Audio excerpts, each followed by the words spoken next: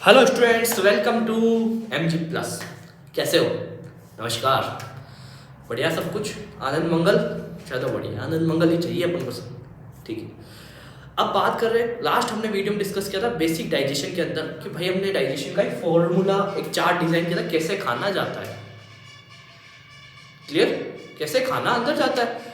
अब हम क्या डिस्कस करने वाले हैं? अब हम डिस्कस करने वाले हैं, तो एक मिनट में एक चीज़ बताना चाहता हूँ आपको कि सिर्फ 9, 10, 11, 12 सभी बच्चे इसको देख सकते हैं।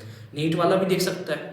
अब ये नीट वाला अगर ये वीडियो देख कर अगर वो एग्जाम देने जाता है, उससे क्वेश्चन नहीं हो रहे, एग्जाम नहीं हो रहे, तो ये नहीं है कि आपको ये वीडियो देख के करना है। ये तो बेसिक है। मेन चैप्टर अलग है। मेन चैप्टर मैंने मेरी ही एक प्लेलिस्ट में करा रखा है, 10 वीडियोस का, उसको पढ़ो आप। अगर आपको नीट निकालनी है आप वो पढ़ लो। जिसको बेसिक पढ़ना है, जिसको मतलब अगर वो इस फील्ड से रिलेटेड नहीं रखता है, नीट वगैरह से, मेडिकल से, तो ये पढ़ सकता है। या 10, 9 का बच्चा है, अगर बोर्ड एग्जाम्स के लिए पढ़ रहा है तो उसके लिए सफिशियंट है ये चीज़। ठीक है, 11, 12 में बोर्ड के लिए पढ़ लो, सफिशियंट है। नीट के लिए आपको 10 वीडियोस दिए हुए हैं, क्वेश्चन प्रैक्टिस करा रखी है मेरे चैनल पे, लिंक मिल जाएगा डिस्क्रिप्शन में। आप वहां जाकर इस चीज को पढ़ो। ठीक है, तब आपको समझ में आएगा कि चीज क्या है। ठीक है ना, यहाँ पर तो मैं बेसिक बेसिक चीजें बना रहा हूँ सब कुछ। ठीक है ना, बेसिक फॉर्मूला वाइज हम लोग इस चीज को पढ़ने जा रहे हैं। ठीक है, तो टाइम वेस्ट नहीं करेंगे, तो आगे स्टार्ट करें। थम्स अप कर दो भाई, थम्स अप जरूरी है। तो मैंने आपके सामने एक फ्लो चार्ट रखा है डाइजेशन का। Mouth, buccal cavity, oesophagus, stomach, small intestine, large intestine और एनस। हिंदी में बता दूं तो मुख, मुख गुहा, ग्रशिका, अमाशय और साथ साथ आपकी छोटी आंत, बड़ी आंत और गुदा। अब ये तो आपका सिंपल ढांचा है। इसके साथ एक्स्ट्रा चीजें, जैसे मैंने कहा था कि आपको ये तो आपका डाइजेस्ट सिस्टम, और ये है सॉरी, ये ट्यूब में जो एक्स्ट्रा ट्यूब्स आ रही है, ये क्या है आपका एक्सेसरी ग्लैंड या डाइजेस्टिव ग्लैंड। क्लियर? तो इसमें डिस्कस करते हैं डाइजेस्टिव ग्लैंड का। ये सब कुछ मैं बता चुका हूँ, बट मैं क्या है उसका रिवीजन आपको क्विक रिवीजन करा रहा हूँ। ठीक है ना, पढ़ने से पहले एक बार क्या क्विक रिवीजन कर लेना चाहिए। तो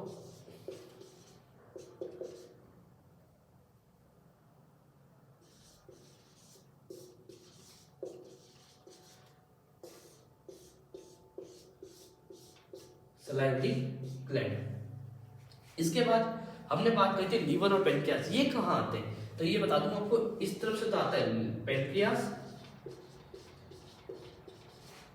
और इस तरफ से आता है आपका लीवर।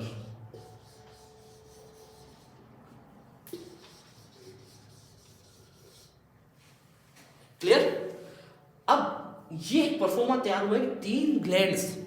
अब मैं एक बात बताऊं, आपने कई बार यहाँ पे गॉल ब्लैडर भी सुना होगा, GB, gall bladder. Gall bladder हम लोग एक्सेसरी ग्लैंड में इसलिए नहीं गिनता, या मैं डाइजेस्टिव ग्लैंड में इसलिए नहीं गिनते हैं क्योंकि इससे कोई सिक्रेशन नहीं हो रहा। सलाइवरी ग्लैंड से सलाइवा का सिक्रेशन हो रहा है, पेनक्रियास से पेनक्रियाटिक जूस का सिक्रेशन हो रहा है, साथ ही साथ लीवर से जो है आपका बाइल जूस का जो है सिक्रेशन हो रहा है। ठीक है, अब बाइल जूस का स्टोरेज कहाँ होता है? तो वो गॉल ब्लैडर में होता है। लीवर की कुछ सेल्स है, हिपेटिक सेल्स। कौन सी सेल्स है? Hepatic cell. ये सेल्स किस क्या बनाती है? बाइल। क्या बनाती है? बाइल, जिसको हम हिंदी में कहते हैं पीत रस। और ये बाइल जाके स्टोर होता है गॉल ब्लैडर में। गॉल ब्लैडर कुछ नहीं करता है। और पहली बात, जो ये बनाता है इसमें कोई एंजाइम नहीं होता, no enzyme, no enzyme are present in bile. Clear? तो ये परफॉर्मा तैयार गया। अब हम यहाँ माउथ से स्टार्ट करेंगे, फिर बक्कल कैविटी पढ़ेंगे, फिर इसोफेगस को पढ़ेंगे, फिर हम लोग किसको पढ़ेंगे? स्टोमक को, फिर इंटेस्टाइन और लार्ज। अब स्मॉल और लार्ज इंटेस्टाइन के बारे में मैंने कल बताया था कि स्मॉल इंटेस्टाइन और लार्ज इंटेस्टाइन में डिफरेंस क्या है। Difference between large intestine and small intestine. देखो, सबसे ज्यादा एब्जॉर्प्शन, सबसे ज्यादा डाइजेशन आपकी तो स्मॉल इंटेस्टाइन ले जाती है, छोटा भाई ले जाता है। बड़ा भाई के पास वाटर एब्जॉर्प्शन के अलावा और थोड़ा बहुत रहते हैं वेस्ट मटेरियल स्टोर करने का या शेप एंड साइज देने का, इसके अलावा कोई काम ही नहीं है। कुछ ड्रग्स आ जाती है बेचारे खाते में, कहते हैं बड़ा भाई थोड़ा बहुत दे ही देते हैं, बाकी सारा पैसा किसके पास है? सारा क्रेडिट ले जाता है स्मॉल इंटेस्टाइन। स्मॉल इंटेस्टाइन के 3 पार्ट थे, हमने बात करी थी। ठीक है, पढ़ी थी ड्यूडेनम, जीजेनम और इलियम। अब ये ड्यूडेनम जो है सबसे खतरनाक चीज है। पहली बात तो इसकी आकृति सी शेप की है, शी नहीं है, ये सी नहीं है, ये सी शेप का है। ठीक है ना, ये सी शेप है। इसके अंदर साथ साथ क्या है इसके पास? सबसे ज़्यादा डाइजेशन ही ड्यूडेनम में होता है भाई साहब। कहाँ होता है? ड्यूडेनम के अंदर। तो मैक्सिमम डाइजेशन कहाँ होता है? अधिकतम डाइजेशन यानी पाचन कहाँ किया जाता है? ड्यूडेनम में। अब इनके हिंदी वर्ड तो मुझे नहीं पता, आप गूगल से ढूंढ सकते हैं, इसलिए कह रहा हूँ ड्यूडेनम में पढ़ो, अच्छा रहेगा। ग्रहणी आता ग्रहणी ऐसा कुछ नाम होता है, मुझे तो आइडिया नहीं है, इसलिए बता रहा हूँ कि ड्यूडेनम को आप सी शेप बोल सकते हो, सी शेप बोल कर ना। और क्या है ये? मैक्सिमम डाइजेशन होता है, प्लस लीवर और पैनक्रियास का सिक्रेशन भी यहाँ के रुकता है। कहाँ रुकता है? यही रुकता है। जीजेनम को देख लो, मैक्सिमम एब्जॉर्प्शन होता है साहब, मैक्सिमम एब्जॉर्प्शन होता है। विलाई विलाई सब में यही मिलते हैं, हाँ सारा खजाना यही है। इलियम आगे जोड़ता है इंटेस्टाइन को, इससे जोड़ने का काम भी ये कर रहा है। इलियोसिकल वॉल होता है यहाँ पर। इसके पास क्या है? Sikkim, column, rectum. सिक्कम से कुछ होता नहीं, सिम्बायोटिक कुछ पाए जाते हैं यहाँ पर, जीवाणु। कोलोन है वो घूमता रहता है, इसके अंदर टीनिया कोलाई डिजाइन होती है जिससे कि आपकी फीसेस की डिजाइन निकलती है। और साथ ही साथ क्या है आपका रेक्टम। रेक्टम क्या करता है? स्टोरेज ऑफ फीसेस यानी आप जो सुबह सुबह करते हैं मलमूत्र, पॉटी, उसका स्टोरेज करता है। ये पोटी को डिजाइन दे देता है, ये पोटी में से थोड़ा बहुत और क्या निकाल देते हैं? पानी वानी निकाल देते हैं, और सिम्बायोटिक यानी कुछ बैक्टीरिया वगैरह यहाँ पनपते रहते हैं। ये है आपका स्ट्रक्चर। अब इसको स्मॉल क्यों कहते हैं, इसको लार्ज क्यों कहते हैं, ये भी बता दूं। अगर ये पाइप पतला है तो हम, और ये पाइप मोटा है, भले ये पाइप पतला और लंबा है, इससे कोई लेना देना नहीं, इसकी मोटाई के बेस पर इनको जज कर रहे हैं। जो पतली है आगे से, छोटी है, यानी कि आपने अगर खेतों में काम किया या घरों में देखा होगा तो एक नली आती है, छोटी नली, पतली नली आती है घर में पानी भरने के लिए, तो वो तो मान लो आप एक स्मॉल इंटेस्टाइन है। और उसी के कंपेरिजन में खेतों में काम करने या टैंकर वाला पाइप देखा होगा, मोटा, आगे से बहुत मोटा होता है टैंकर्स वगैरह में, तो वो क्या काम आता है? उसे हम कह देते हैं, काम क्या आता है सॉरी, उसे हम कह देते हैं लार्ज इंटेस्टाइन। पाइप दोनों ही है, भले टैंकर वाला पाइप छोटा होता है मगर आपके नली वाला पाइप बड़ा होता है, मगर उसको लार्ज किसको बोलेंगे? जिसका डायमीटर बड़ा होगा, ये व्यास, ठीक है। अगर मैं इसको काटूं तो ये कुछ इस तरीके से दिखेगा सेक्शन कटिंग में, तो इसका व्यास नापा जाता है। व्यास बड़ा है तो लार्ज इंटेस्टाइन, व्यास छोटा है तो स्मॉल इंटेस्टाइन। आई सेड क्लियर? यहां तक कोई दिक्कत नहीं? तो ये डायग्राम जो है मैंने आपके सामने अंकित कर दिया, देखो बक्कल कैविटी का डायग्राम है, ठीक है। तो अब मैं आपको बताता हूँ, देखो ये है आपका माउथ, ये आपकी नोज है। अब ये तो है आपका नाक का पार्ट, पूरा पूरा नोज का पार्ट। इसके अंदर से जो एयर जाती है, जो हमारी नाकों से, नॉस्ट्रिल से एयर अंदर जाती है, ठीक है, नेजल चेंबर कहलाता है। इस भाग को क्या कहेंगे? Nasal chamber. इसके अंदर ये मुंह है, आप आ करके देखते ना, ये मुंह का जो अंदर का पार्ट है, दांत है, जीभ है, इसे कहते हैं ओरल चेंबर या ओरल कैविटी। क्या कहेंगे? Oral chamber, sorry oral cavity के अंदर क्या कहते हैं? ओरल चेंबर या बक्कल चेंबर, दो चीजें कहते हैं, क्योंकि बक्कल कैविटी को हम ये ओरल कैविटी भी कह सकते हैं। क्लियर? क्या कह सकते हैं? ओरल कैविटी भी। क्लियर? वो थोड़ा लाइट का इशू था, इन्वर्टर पे चल रहा था, अब इसलिए क्या है कि जो है मेन लाइट चालू कर दिया लोगों ने, ठीक है। इसके बाद बात करते हैं जो फूड है आपका, जो फूड है ये आपके बक्कल चैम्बर या बक्कल कैविटी में, ठीक है, ये बक्कल चैम्बर में आता है फूड। और फूड क्या है? टीथ के द्वारा, इसमें क्या पाई जाती? टीथ और टंग पाए जाते हैं। क्या पाई जाती? टंग और टीथ पाए जाते हैं। ये क्या करते हैं? फूड के बोलस को बोलस के रूप में बदलते हैं। फूड के जो पार्टिकल्स है ना, जो आपने कौवा लिया है, उस कौवे को किस में बदलते हैं? बोलस के रूप में बदलते हैं, ठीक है। अब देखो इस चीज को थोड़ा हम धीरे इजी फॉर्म में पढ़ते हैं, ठीक है।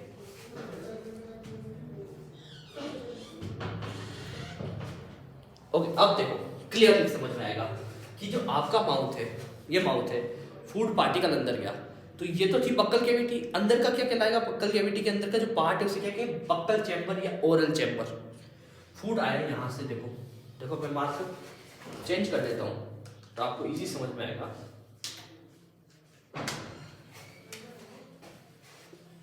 अरे यार मार्कर काम नहीं कर रहा, कोई बात नहीं, चलो यार ऐसा ही है तो हमारे ब्लैक मार्कर से ही पड़ेंगे। फूड पार्टिकल अंदर गया, फूड को खाना, इनटेक करना, इजेक्शन कहलाता है। इस फॉर्म इजेक्शन, जब फूड को आप अंदर लेते हो, दांतों के अंदर, बक्कल कैविटी के अंदर लेते हो, इज कॉल्ड इजेक्शन, ठीक है, साइंस टर्म है इजेक्शन। फिर ये जो आपका फूड है ये यहाँ से अंदर इधर जाएगा। अब आगे जाके आप देखोगे ना दोनों कैविटीज, जो नेजल कैविटी है अगर मैं यहाँ पे ढंग से बनाऊं तो ये कुछ इस तरह की सिचुएशन है।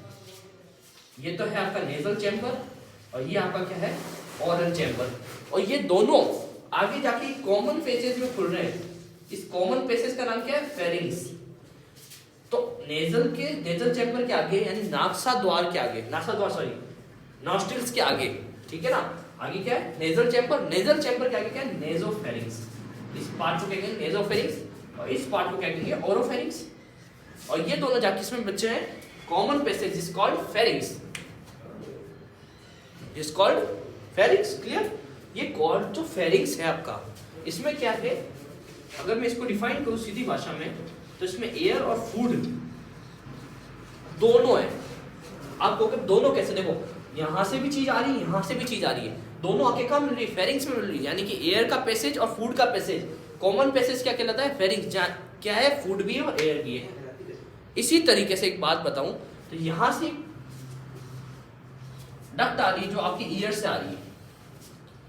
अब ईयर की कोई चीज है, जब हम ईयर पढ़ेंगे तो ये डक्ट के नाम ईयर के बारे में सब कुछ पढ़ेंगे, बड़े बेसिकली बात बता रहा हूं कि जब नेजल चैम्बर और ओरल चैम्बर के साथ फेरिंग्स में खुल रहा है जहां पर एयर भी आ रहा है फूड भी आ रहा है और कुछ साउंड प्रोडक्शन भी अगर वहां से आ रहा है एक डक्ट के थ्रू, तो यहाँ ENT याद आया। ENT क्या, कभी गले के अंदर समस्या हुई तो क्या करवाया ENT क्या होता है ईयर नोज एंड थॉट यानी गला, नोज यानी आपकी नाक और ईयर यानी आपके कान, ठीक है। इन तीनों का डॉक्टर एक ही होता है, डॉक्टर क्या कहते हैं ENT, ठीक है। ENT का डॉक्टर क्या होता है हमेशा एक ही होता है, नाक कान गले का। अब ये फूड आपके फेरिंग्स में आ गया है, तो जब बक्कल कैविटी से या बक्कल ओरल चैम्बर से फूड आपके फेरिंग्स में आता है और फेरिंग्स से इसोफेगस में जाता है, is called deglutition.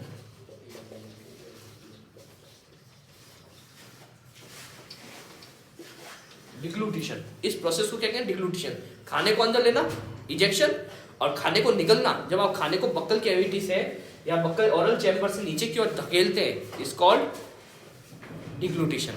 I said clear? अब बात करते हैं आगे के पैसेज की। तो आगे दो पैसेज है आपके सामने, एक पाइप है आपका लंग्स का और एक पाइप है इसोफेगस का। अब लंग्स का पाइप थोड़ा नीचे की तरफ है और इसोफेगस का पाइप थोड़ा ऊपर की ओर है। अगर मैं बात करूं आगे की तरफ, ठीक है, तो आगे की तरफ आपका क्या है लंग्स, और डॉर्सली क्या है वेंट्रल क्या है आपका लंग्स का पाइप है, ठीक है। और आपके पीछे की तरफ डॉर्सली साइड क्या है आपका इसोफेगस का पाइप है। किसका पाइप है इसोफेगस का। एक बार आप चाहे तो इस डायग्राम का स्क्रीनशॉट ले सकते हैं।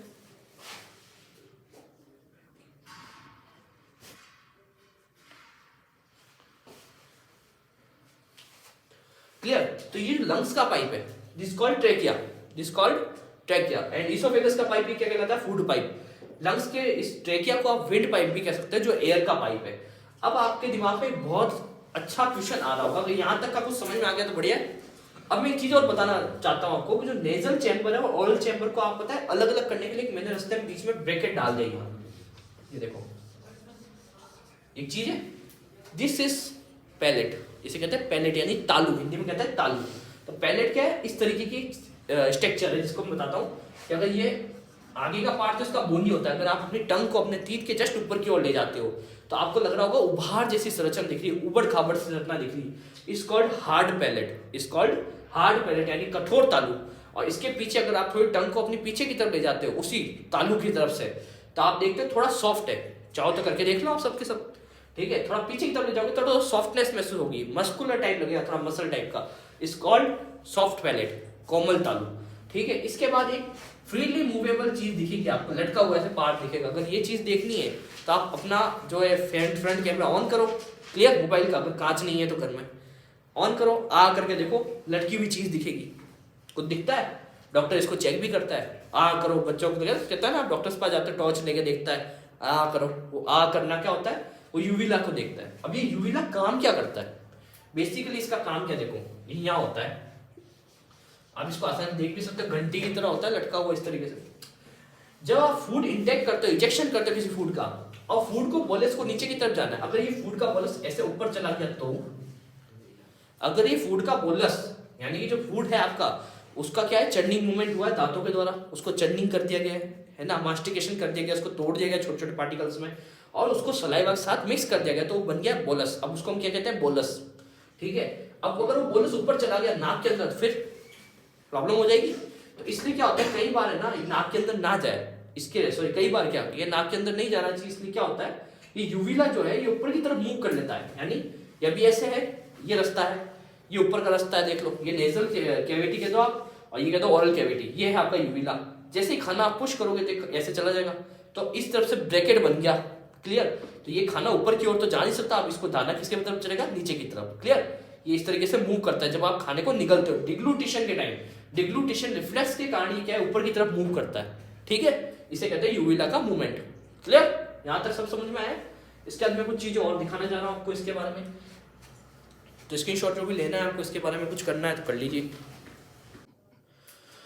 तो लास्ट हमने यहाँ तक डिस्कस कर लिया था, वापस से मैं इस डायग्राम को लेके आया हूँ, ठीक है, उस साइड से सब कुछ क्लीन कर लिया आप लोगों ने, हम लोगों ने। तो अब हम इसके बारे में बात करेंगे, जैसे ये नेजल चैम्बर था, ये ओरल चैम्बर था, ये थी हमारी फेरिंग्स, और पैलेट की हमने बात बता दी आपको यूविला की। क्या यूविला सिचुएशन, कि फूड नेजल चैम्बर में ना चला जाए, नाक के जो रेस्पिरेशन सिस्टम उसमें ना चला जाए, आपका फेरिंग्स के साथ इसोफेगस में जाए। अब एक कोई क्वेश्चन का आंसर मुझे अगर देना चाहता है तो दे सकता है, मैं कोई इसके बारे में एक चीज और बता देता हूँ। जो आपकी इसोफेगस है, इसकी ओपनिंग को कहते हैं गैलेट, ठीक है, और लंग्स की यानी कि जो ट्रैकिया है, इसकी ओपनिंग को कहते हैं आपकी ग्लोटिस, और उसके ऊपर एक ढक्कन जैसी संरचना पाई जाती है, इसे कहते हैं एपिग्लोटिस। जैसे आपने ट्रैक्टर्स की चिमनियां देखी है ना, चिमनी कैसे होती है ट्रैक्टर की, इस तरीके से होती है, ये ट्रैक्टर का पाइप है, उसके ऊपर चिमनी होती है, तो ये चिमनी की तरह खुला ही रहता है हमेशा, ठीक है, ये चिमनी की तरफ खुला रहता है, ऐसे ढक्कन इसका खुला रहता है। अगर ये ढक्कन बंद हो गया तो क्या होगा पता है, ऊपर पहुंच जाओगे, सीधी सी बात है। क्यों, अगर ये ढक्कन बंद हो गया, नीचे आपके क्या है, लंग्स, सेक्शन प्रेशर नहीं लगेगा, हवा नहीं जाएगी, श्वसन नहीं कर पाओगे, दम घुट के मर जाओगे, क्लियर, यहां तक समझ में आया। चलो अब इसके बारे में एक चीज बताओ कि जैसे ये इसोफेगस ये आगे की तरफ है पीछे की तरफ है, ये आपके डॉर्सली साइड है, वेंट्रल साइड है, ये आपके वेंट्रल साइड है, और डॉर्सल साइड क्या है आपका लंग्स, आई सेड क्लियर। आगे की तरफ जो आपके ना ये दिख रहा है, देखो कंठ, ठीक है, ये कंठ है, ये कंठ के बारे में मैं आपको रेस्पिरेशन बताऊंगा कि ये क्या है, कौन सा कार्टिलेज है, ये थायराइड कार्टिलेज, कौन सा कार्टिलेज है, थायराइड कार्टिलेज, जो बाहर निकला हुआ है ना आपके, ठीक है, ये लंग्स है। अब मुझे एक बात बताओ कि अगर यहां से हवा आती है, यहां से क्या आती है, एयर, यहां से फूड नहीं आता, और यहां से क्या आती है, सॉरी, यहां से क्या आती है, फूड और एयर दोनों आती है। भाई आप मुंह से भी तो सांस ले सकते हो नाक बंद करके, तो फूड कहां से आता है, सिर्फ अपने ओरल कैविटी से। बोले एयर जो है ओरल कैविटी से भी आ सकती है और नेजल कैविटी से भी आ सकती है ना, यानी नेजल चैम्बर या ओरल चैम्बर दोनों से आ सकती है, क्लियर। और आती कहाँ है, मेन पार्ट कहां पर है आपका आने का, दोनों आके जंक्शन पे रुकती है, कौन सा जंक्शन है वो, फेरिंग्स। ये सारी ट्रेन आके कहाँ रुकती है, जंक्शन पे रुकती है ना, वैसे वैसे आपकी एयर और फूड कहाँ पे आकर रुकेगा, आपका आपके फेरिंग्स पे, क्लियर। फेरिंग्स क्या है, हमने बात की थी, एयर एंड फूड का कॉमन पैसेज है। चलो यहां तक समझ में आ गया, इस प्रोसेस को हमने डिग्लूटेशन भी बता दिया, यूविला भी समझ में आ गया सर। अब मुझे बताओ एक चीज कि अगर ये एयर आ रही है तो ये एयर आगे वाले पाइप में क्यों जाती है, पीछे वाले पाइप में क्यों नहीं जाती, और फूड है तो ये पीछे वाले पाइप में क्यों जाता है, आगे वाले पाइप में क्यों नहीं जाता, रीजन। अब तक आपने टीचर से पढ़ा है ना कि इसोफेगस यानी आप खाना खाते हो इसोफेगस में जाता है, इसोफेगस, अरे जाता ही क्यों इसोफेगस में, वो ट्रैकिया में क्यों नहीं जा सकता, और हवा इसोफेगस में क्यों नहीं जा सकती, ट्रैकिया में क्यों नहीं क्यों जाती है, रीजन तो होगा ना कुछ। आपने आज तक यही पढ़ा है, तो इसका रीजन बताता हूं। देखो क्या होता है, यहाँ पर क्या नेक मसल्स पाई जाती है, क्या पाई जाती है, नेक मसल्स। जब आप फूड यहाँ से नीचे ले जाते हो तो सेंसरी नर्व ब्रेन से कॉन्ट्रेक्शन करती है, वो ब्रेन से कॉन्ट्रेक्शन होने के बाद ये नेक मसल्स आपकी जो यहाँ गर्दन क्या पाई जाती है, ये मसल्स मूव करती है, और ये मूव करते ही ट्रैकिया को ऊपर की ओर उठा लेती है। जैसे यहाँ पे अगर मैं डायग्राम बनाऊं तो ये ट्रैकिया जो है अब ये ऊपर की ओर उठ गया है, ठीक है, नॉर्मल ट्रैकिया था, अब ये यहाँ तक पहुंच गया, ऊपर उठ गया, और ऊपर उठा और ये ढक्कन इस पे बंद हो जाता है। अब ये ढक्कन खुला था, अभी थोड़ा ऊपर उठ गया नेक मसल से, ये यहाँ तक यहाँ पहुंच गया, ठीक है, और ये ढक्कन इसके ऊपर बंद हो गया। अब ये ढक्कन बंद हो गया, अब ये इसोफेगस से ऊपर पहुंच गया, थोड़ा सा ढक्कन क्या बंद हो गया। अब ये फूड का बोलस जो है इस पे आएगा। अगर मैं इस डायग्राम को थोड़ा यहाँ पर बना के देखूं तो कुछ इस तरीके का हो गया सिचुएशन। ये तो आपका लंग्स वाला था, लैरिंग्स, ये इसका ढक्कन था। अगर मैं एक बार इसको मूव करके अगर लैरिंग्स को ऊपर कर दूं इस तरीके से, ये ऐसे हो गया और ये ढक्कन अब इस पे लग चुका है, ठीक है। अब ये आपका जो है कॉमन पैसेज है, इस कॉल्ड फेरिंग्स। अब वो जैसे फूड का बोलस यहाँ इसके ऊपर गिराता है तो ये ढक्कन इस पे स्लाइड की तरह यूज हो रहा है। किस तरह यूज हो रहा है? स्लाइड की तरह। अगर ये ढक्कन ऐसे था, ये पाइप है, ये ऐसे खुला पड़ा है तो कोई भी चीज अंदर जा रही है इसके। अगर ये ढक्कन ऊपर उठ के ऐसे बंद हो जाता है तो क्या होगा? ये ढक्कन क्या स्लाइड की तरह हेल्प कर रहा है। किसकी तरह हेल्प कर रहा है? स्लाइड की तरह। क्लियर? ये स्लाइड की तरह हेल्प करता है तो फूड जो है इसके ऊपर आता है, गिर जाता है नीचे। क्या गिर जाता है? नीचे। और नीचे क्या है आपका? इसोफेगस। तो फूड इस पे जाके इस पे गिर जाता है और सीधा फूड इसोफेगस में जाता है। ये बीच में जो आपको खाली जगह दिख रही है ना, ये खाली जगह नहीं, ये ऐसे ही है टचिंग में। वो मैंने डायग्राम में बनाई है खाली जगह बस, ठीक है। ऐसा लग रहा है जैसे कि खाली जगह, तो आप कहोगे इसमें क्यों नहीं गिरता सर? जगह ही नहीं है बीच में, सिंगल है। यहाँ पे कार्टिलेज आ जाता है सी शेप। जब हम रेस्पिरेशन पढ़ेंगे, रेस्पिरेटरी सिस्टम पढ़ेंगे, श्वसन तंत्र पढ़ेंगे, तब हम उस कार्टिलेज के बारे में डिस्कस करेंगे और गैप के बारे में डिस्कस करेंगे, ठीक है। अब आप बोलोगे सर फूड का तो चलो समझ में आ गया कि जो नेक मसल थी ऊपर की ओर उठ जाती है, ऊपर की ओर उठ के भाई ढक्कन बंद हो जाता है, स्लाइड की तरह मूव हो जाता है, सब कुछ हो जाता है, हम मान गए। चलो, तो एयर का क्या है सर? एयर इसोफेगस में क्यों नहीं जाती? एयर के टाइम तो ये मूव नहीं करता, एयर के टाइम तो ये सेंसेशन नहीं होता, नेक मसल नहीं होती। तो रीजन बताता हूँ कि जो आपके लंग्स हैं ये गुब्बारे की तरह यूज होते हैं। क्लियर? किसकी तरह? तो ये गुब्बारे की तरह लंग्स सेक्शन प्रेशर लगाते हैं। क्या लगाते हैं? Section pressure. जैसे मोटर जो होती है ना आपकी, मोटर चालू करने के बाद जब वो पाइप पानी खींचती है कुएं वगैरह से, तो एक सेक्शन प्रेशर लगता है, एकदम प्रेशर खींचती है पानी की तरफ। तो पानी को खींचने के लिए प्रेशर लगता है, वैसे वैसे लंग्स भी एक प्रेशर लगाती है। तो जो यहाँ से आने वाली हवा यहाँ आती है, प्रेशर लगता है तो हवा सीधी इसी पाइप में जाती है, इसलिए इस पाइप में नहीं जाती। आई सेड क्लियर? जो हवा के लिए है वो सेक्शन प्रेशर है। और एक चीज बताओ, जो ओरल कैविटी है उसमें क्या होता है कि नेक मसल हेल्प करती है, क्यों? जो दिमाग का कॉन्सेंट्रेशन है वो सब का सब यहाँ आता है। दिमाग में संदेश पहुंच गया कि भाई खाना आ गया है, डिग्लूटिशन हो गया है, तो अब लंग्स क्या के नेक मसल क्या करती है? मूव करती है किसको? ट्रैकिया को ऊपर की ओर, और उस पर एपिग्लोटिस आके गिर जाता है और एपिग्लोटिस स्लाइड की तरह मूव करता है, इससे फूड सीधा का सीधा इसोफेगस में गिरता है। क्लियर? यहाँ तक समझ में आया कि दोनों का मूवमेंट क्या हुआ? मूवमेंट समझ में आया? क्लियर? अब एक क्वेश्चन मेरा है, आज की क्लास यही खत्म करेंगे, मगर एक क्वेश्चन जरूर है मेरा, वो आप मुझे बता दीजिए। अगर व्यक्ति जो खाना खा रहा है वो ऊपर से नीचे की तरफ क्यों जा रहा है? इसोफेगस में नीचे की तरफ क्यों जा रहा है, ऊपर की ओर क्यों नहीं जा रहा? दूसरी बात, इसका जवाब, अगर वो व्यक्ति उल्टा बैठ जाए या उल्टा लेट जाए, शीर्षासन कहते ना, बाबा रामदेव करते हैं, सिर नीचे पैर ऊपर हवा में, ठीक है, उस बैठ के अगर खाना खाता है कोई व्यक्ति, तो खाना क्यों नहीं नीचे जाता? इसमें आप कहोगे फिजिक्स लगा दोगे, फिजिक्स पढ़ते होंगे ना नीट वाले स्टूडेंट, फिजिक्स लगा दोगे कि ग्रेविटी, ये ग्रेविटी है कि नहीं है? इसका आंसर बताना मुझे कल कमेंट सेक्शन जरूर डाल देना कि इसका आंसर क्या है, कि भोजन हमेशा नीचे ही जाता है, नीचे क्यों जाता है, रीजन बता देना। चलो, तो आज की क्लास यही ऑफ करते हैं, तो मिलते हैं अगली क्लास में। ऐसे easy questions, easy thought, easy topics लेके मैं आता रहता हूँ, ठीक है। तो वेलकम तो हो गया खत्म, एंड हो गया, ठीक है ना। तो चलो मिलते हैं नेक्स्ट वीडियो के अंदर।